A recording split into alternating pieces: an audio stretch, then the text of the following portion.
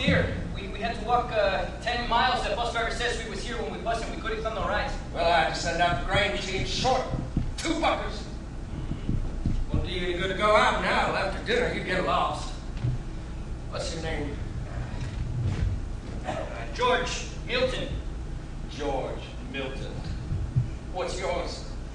His name's Lenny. Small. Sheldon Epps, the artistic director of the theater, asked me if I would consider doing an American classic, and he proposed Of Mice and Men, and I was a little bit crestfallen because it's a play that I love but feel is very familiar, and was a little afraid that what we'd end up doing is a beautiful, albeit traditional production that everyone expects to see. And at this point in my life, having done this as long as I've done it, that kind of work doesn't really interest me because revivals and recreations are not what I go into the theater for. I mostly do new plays. Gonna book Barley? That's what the boss says.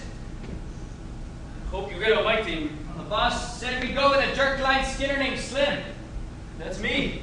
I just had a gut instinct, and I think I was talking to my wife about it, who's a talented choreographer, and we got thinking about the issue of the Mexican labor force in the country and what that could mean to the play.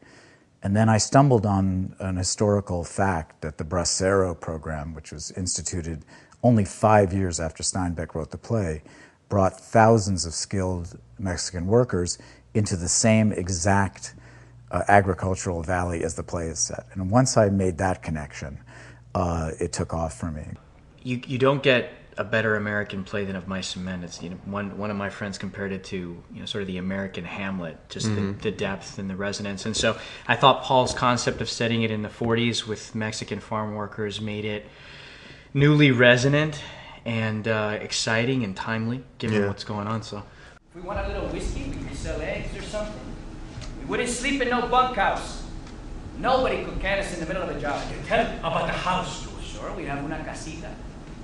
A room to ourselves, and it ain't enough land, so we'd have to work too hard, maybe 6, 7 hours a day. We wouldn't be bucking no barley 11 hours a day. When we put in a crop, when we'd be there to take that crop up, we'd know what come of our planting. And rabbits! And I take care of them. And tell how I do that. I mean, to be honest with you, I was nervous before talking to Paul when I heard about the idea because, I've seen productions in the past that have gone like overboard in terms of really making it over-the-top Mexican stereotype characters and stuff like that. And this is such a great American play that I was a little bit, nervous and wanted to hear his ideas. But when he talked about, we're going to do the play as is. It's going to be Of Mice and Men. It's just going to be with the idea that they're Mexican migrant workers from the Bracero program that was in the 40s and whatever.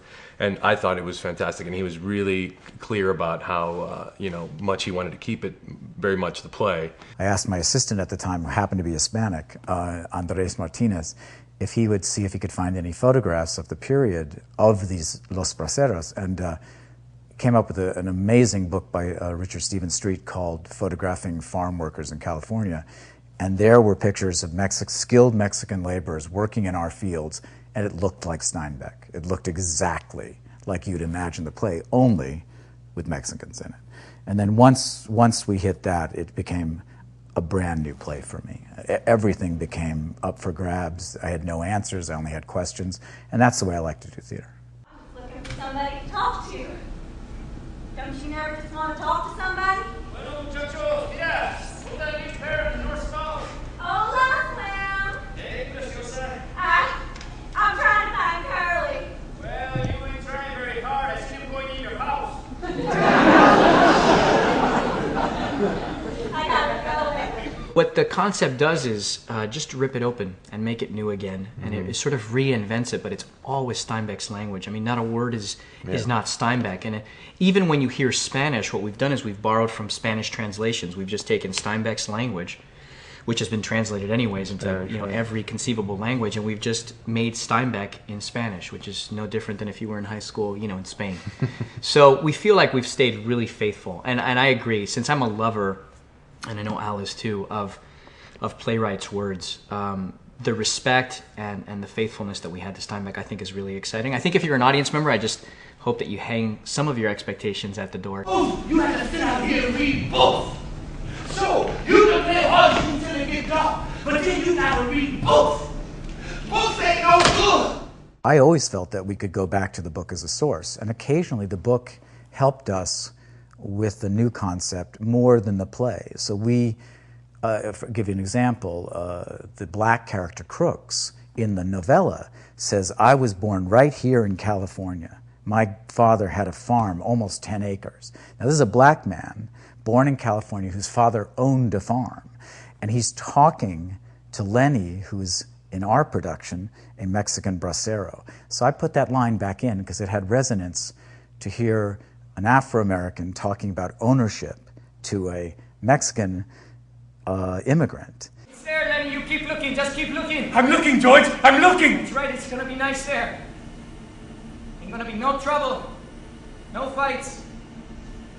Nobody ever gonna hurt nobody or steal from them. It's gonna be nice. I think that a lot of Hispanics can relate to emigrating and to what, the hardships that brings. I think all of our families had to leave something behind to do something for their kids. And so I think that story is here. This is what these guys are fighting for, to send that check home to their family. And even though that's a very understated, sort of almost implied concept in our think, I think it's there. I like to think that what we're doing is adding value, not changing what Steinbeck intended. I like to think that if Steinbeck came to see this play, he'd be thrilled to see this. Because otherwise, why do it?